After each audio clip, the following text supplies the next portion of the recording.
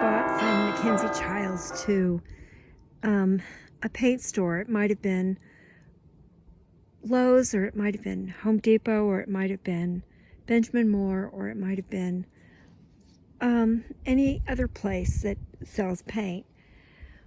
And I had it matched to something that I bought from Mackenzie Childs. So the blue would be close, not perfect, but sort of close, because I'm into inspiration, right?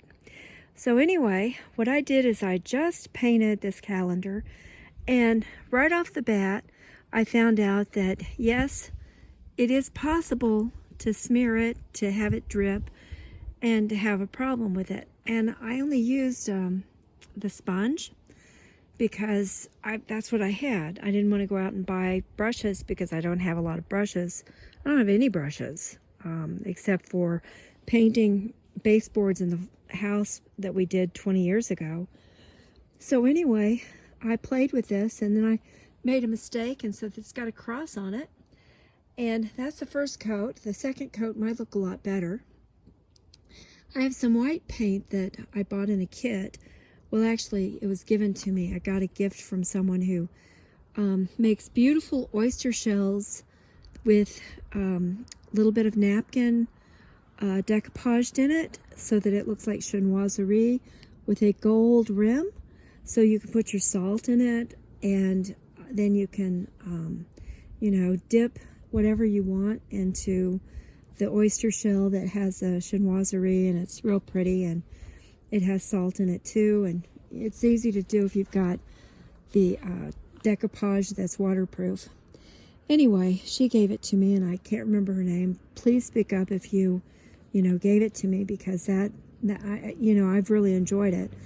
I haven't been able to find oyster shells. If I could, then I would make a whole bunch of them and give them as gifts, because my husband's family is from Florida, and I would love to give them something homemade. I've made things like wool hats for friends and relatives in Florida, and they travel, so when they travel, they take their little wool hat that costs $15 in yarn, and about 5 hours worth of knitting or crocheting, either one or the other. I do have a loom that only takes about 2 hours.